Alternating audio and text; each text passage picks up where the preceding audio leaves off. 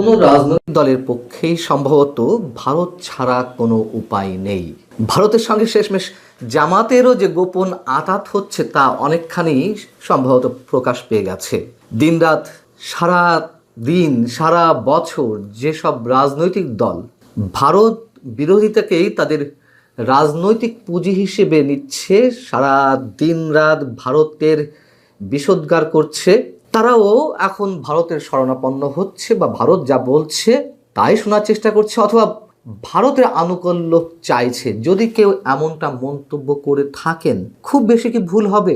বাংলাদেশের জামাতে ইসলামীর আমির ডাক্তার শফিকুর রহমান এবছর শুরুর দিকে ভারতের কয়েকজন কূটনীতিকের সঙ্গে বৈঠক করেছেন, বা ভারতের দুজন কূটনীতিক শফিকুর রহমানের সঙ্গে বৈঠক করেছেন, যেভাবে বলি না কেন, সেটি প্রকাশ পেয়ে গেছে বুধবার নিজের বাসভবনে বসে আন্তর্জাতিক বার্তা সংস্থা রয়টার্সকে যে সাক্ষাৎকার দিয়েছেন, সেই সাক্ষাৎকারের মধ্যে তার বক্তব্য থেকে এই বিষয়টি বের হয়ে এসেছে এবং এটি নিয়ে সারা দেশেই এখন ব্যাপক হইচই শুরু হয়েছে।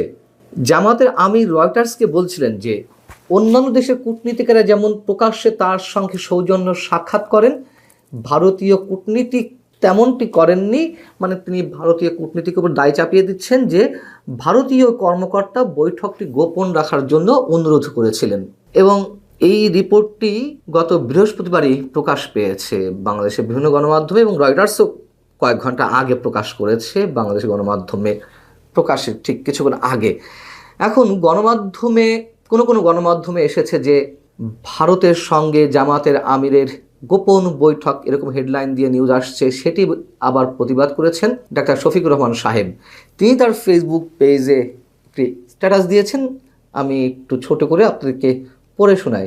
তিনি বলছেন যে আন্তর্জাতিক মিডিয়া রয়টার্সকে গতকাল দেওয়া এক সাক্ষাৎকারে রয়টার্সের একজন সাংবাদিক আমাকে জিজ্ঞাসা করেন, ভারত যেহেতু আপনাদের প্রতিবেশী দেশ, তাদের সঙ্গে আপনাদের কোনো যোগাযোগ আছে কিনা, কোনো কথাবার্তা বা বৈঠক হয় কিনা।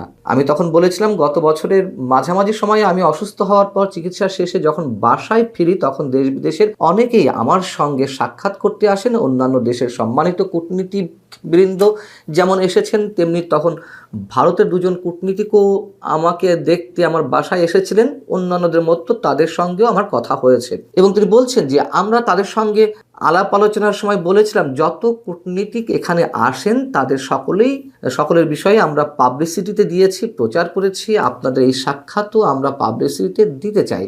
তখন তারা আমাকে এটি না দেওয়ার জন্য অনুরোধ করেন। আমরা বলেছিলাম যে পরবর্তীতে যখনই আপনাদের সঙ্গে দুই দেশের স্বার্থ সংশ্লিষ্ট বিষয়ে কোনো বৈঠক হবে, তা অবশ্যই পাবলিসিটিতে যাবে।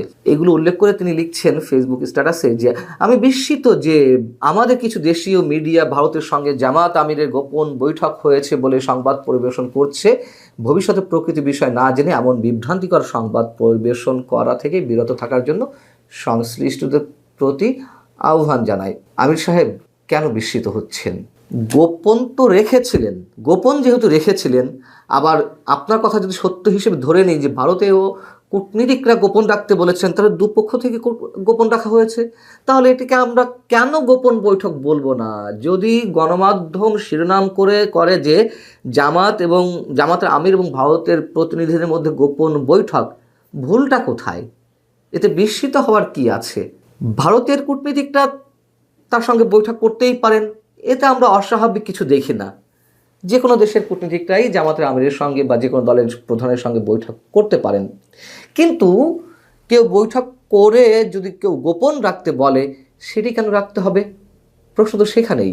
আমাদের নিশ্চয় মনে আছে 2024-এর 7 জানুয়ারি নির্বাচনের আগে জাতীয় পার্টির বর্তমান চেয়ারম্যান GM কাদের সাহেব গিয়েছিলেন ভারত সফরে।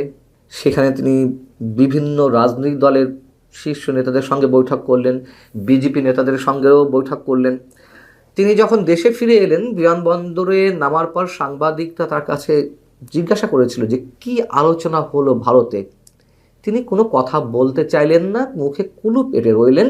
তিনি সরাসরি বললেন যে ভারতের নিষেধ আছে, এখনই কিছু বলা যাবে না।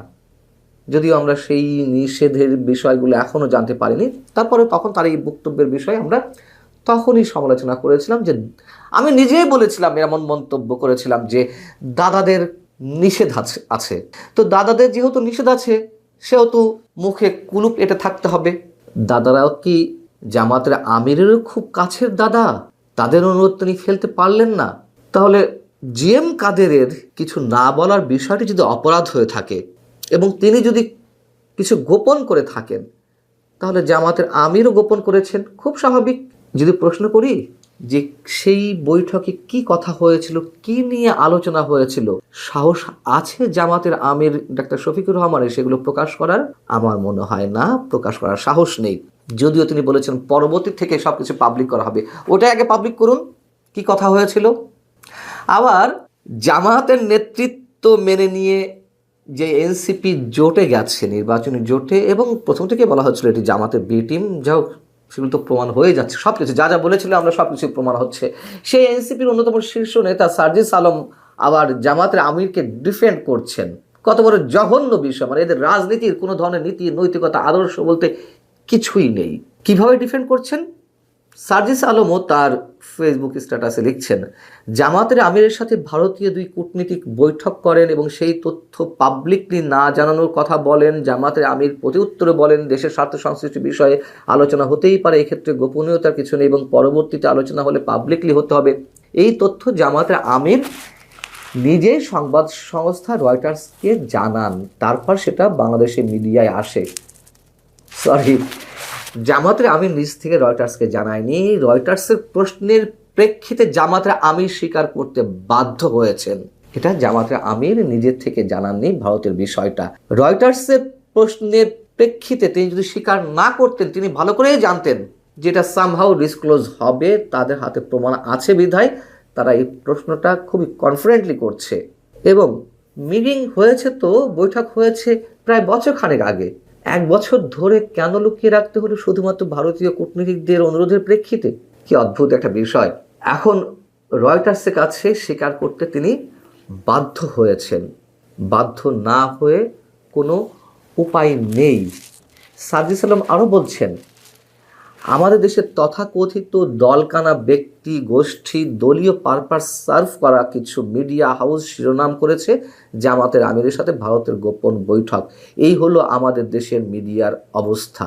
এই ছেলেরা এত সস্তা দরের কথাবার্তা বলে, মনে হচ্ছে রাজনীতির আদ্যপান্ত অ ক খ গ্রামার সব কিছু শিখে গেছে।